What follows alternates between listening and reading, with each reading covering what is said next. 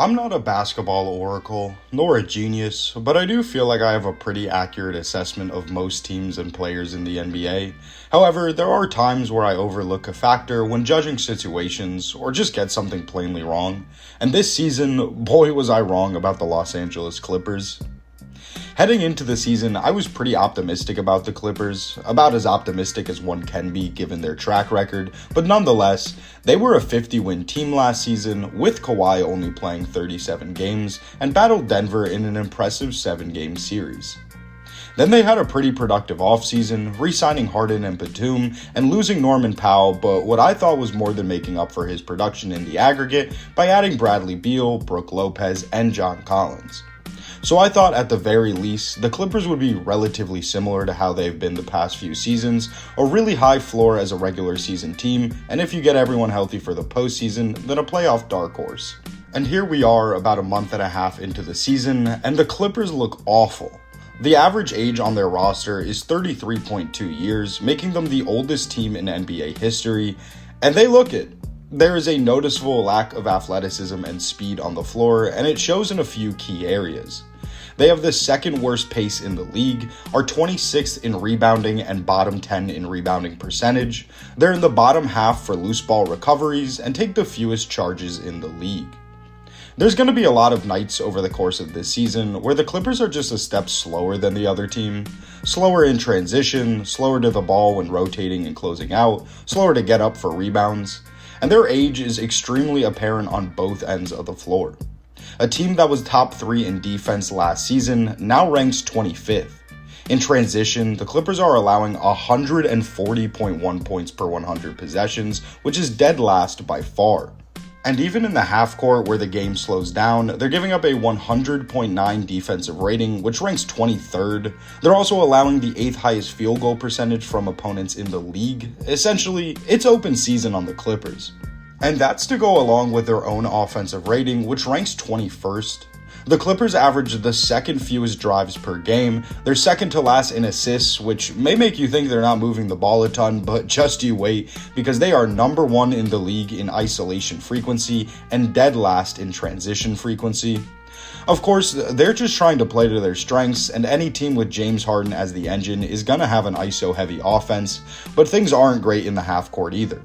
There, they post a 96.7 offensive rating, which ranks just 18th, and they commit the 19th most turnovers per game. Which, when you consider the on-ball juice this team has, from Harden to Kawhi to Big Zoo, it's honestly pretty telling of how limited they've become. And when it comes down to actually trying to put the ball in the basket, the Clippers are 15th in field goal percentage and 20th in three-point percentage. Overall, so far this season, the Clippers are 6-18 with a 14th seed in the West, way out of even the play-in picture. So where did it all go wrong? How could the Clippers be so far off from what I thought they would be? Obviously, we mentioned the age, and yeah, not to bury the lead or anything, but that is this team's number one problem. And look, there's a lot to say for the intangibles that veteran players bring to a team, but the NBA is just too damn big and athletic now. You can't suck at rebounding, strangle the pace, and be this slow. There's no 10 million IQ big braining your way out of getting lapped on every possession. You have to be able to compete physically. And that's definitely something I didn't realize would be such a detriment. If this was even 5 years ago, I think the Clippers could get away with being as old as they are. They'd still be at a disadvantage in a lot of ways, but could win a hell of a lot more than they are right now. Unfortunately for them, it's 2025, and the NBA just gets freakier and more athletic with each passing season. This is definitely where the Clippers are feeling the absence of Derrick Jones Jr., who sprained his right MCL on November 17th against the Celtics and isn't set to be reevaluated until the end of the month, if not January. They need that dynamic wing who can get out in transition, finish plays off ball, and has the burst to break the initial defense and get the opposing team in rotation. Beyond that, Kawhi Leonard is just older. For the past several seasons, it's been one of those things where, yeah, he's injured a lot, but when he plays, he's legit bringing top 10 player in the world level impact, but that's just not there anymore. Kawhi is still an incredible player, do not get me wrong. He's crazy efficient as always and is shooting close to 50-40-90 right now. But he just can't assert himself and take over a game quite like he used to, and that basically destroys any chance of the Clippers reaching that hypothetical ceiling they've previously had. It's consistently been about being a decent regular season team and just making sure Kawhi is healthy for the playoffs, because once they're there, he can go head to head with just about anyone. Kawhi is still an all-star if he plays enough games, maybe even fringe all-NBA, but he's just not one of the 10 best players in the game anymore. And you need that if you're going to go up against the Houstons, OKC, and Denvers of the league.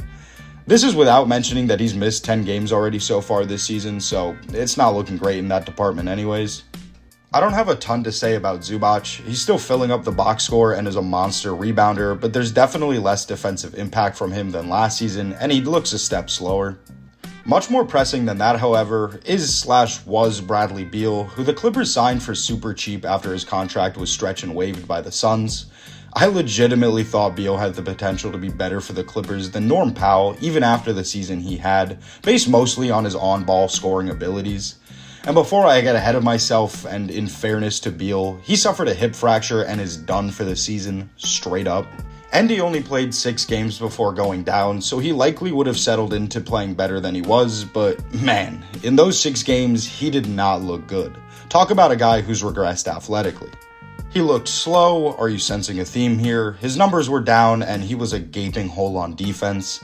So the Clippers didn't just swap Norm Powell for a guy who's much slower and can't score as well. Now that guy's out for the season, so you replaced a near all-star with no one. As far as the other additions the Clippers made, Brook Lopez is washed, man. It looks like he's out there running in quicksand. He played a harrowing 10 minutes against the Wolves the other night after missing the Clippers' last 6 games. Not because he was hurt or suspended, they just didn't want him out there. And that's the thing with older players. You don't know when they're going to fall off, but that cliff is there eventually.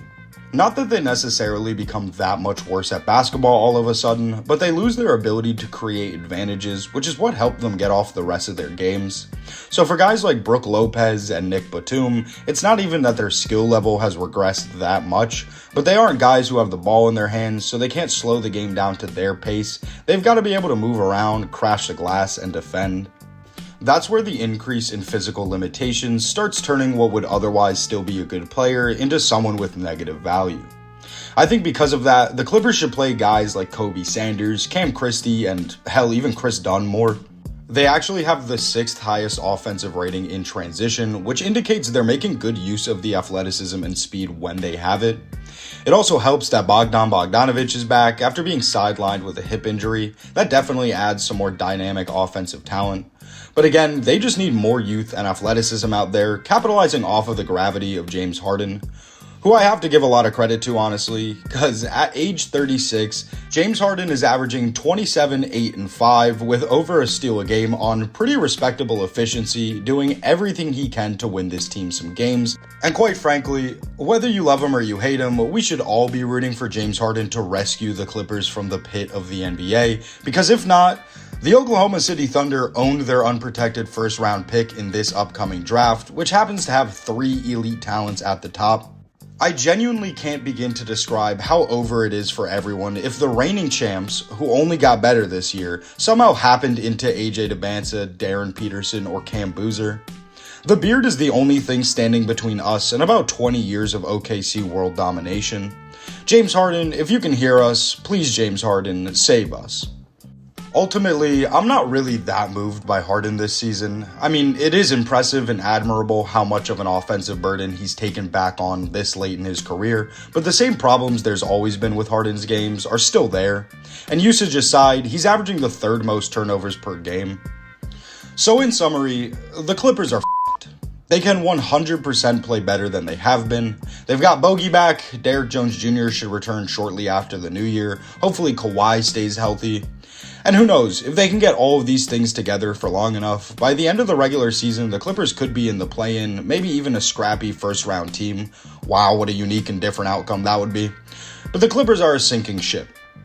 They don't own a first-round pick of theirs outright till 2030, and the whole franchise has a massive stink on them right now. It started with the aspiration case, which is still ongoing, and most recently, they just kicked their franchise GOAT to the curb because he was trying to win too hard. I'm going to try to keep it brief on this one, but what a terrible move all around for a team who vastly underestimated how much respect Chris Paul has around the basketball world and completely missed the mark thinking that the 40-year-old guard playing 14 minutes a game was suddenly this team's most pressing concern. There's a lot of weird details in this one. Ty Lue denying a meeting CP asked to have to squash whatever beef there was. Some combination of players and coaches not wanting to hear it from Paul when he was trying to rally the troops or hold guys accountable. One instance that particularly boggled my mind when reading into this further was during a loss in late November. CP suggested a defensive adjustment so that Kawhi, who was on a minutes restriction, wouldn't be guarding Klay Thompson, who was cooking him until he got warmed up. A pretty valid suggestion in my opinion, but apparently Jeff Van Gundy was like, hell nah, and confronted him about it on the team plane the following day, where he told him he may have had that leeway before, but that wasn't gonna fly here. And it's like, what do you mean before? Like before when Chris Paul was leading the Clippers to top offenses and deep postseason runs year in and year out? The dude is one of the greatest basketball minds of all time, and you didn't just disregard his advice, but insulted him as well. And I recognize that Chris Paul is definitely not everyone's cup of tea, and he has quite a few haters, but everyone knows the kind of competitor he is. Why'd you bring him back if you weren't interested in that? Not to mention, he had a good point. The body language and overall effort from the Clippers at times this season has looked really bad. I think it's clear that at some point Chris Paul pissed off someone high up in the organization, but regardless, this is just a jackass move all around. And as I said, a general stink surrounds this team. There's a decent chance they're both sellers and buyers near the trade deadline. Maybe they'll try to package some of their expiring contracts to go out and get someone who can actually provide a pop. Ironically, Zach LaVine has been rumored, as it would be a good fit, and the Kings really should be blowing it up. Honestly, I expect Zach LaVine to be the hottest piece of ass on the market as we near February, but the Kings are truly incompetent, so I guess I wouldn't be that shocked if they did nothing. At the end of the day, I just don't think there's much the Clippers can do to truly revitalize this team into a contender again. They're too far away with too narrow a window and have too few assets to go out and make substantial changes. I think we'll watch the Clippers limp around in mediocrity until they eventually move off this timeline completely and ultimately begin anew. Okay, that's going to do it for this one. I hope you enjoyed this video. Thank you so much for watching. Let me know what you think about the Clippers in this nightmare season to start. Other than that, check me out on Twitter and Medium, TikTok too. That's all for now. Stay safe and see you in the next one.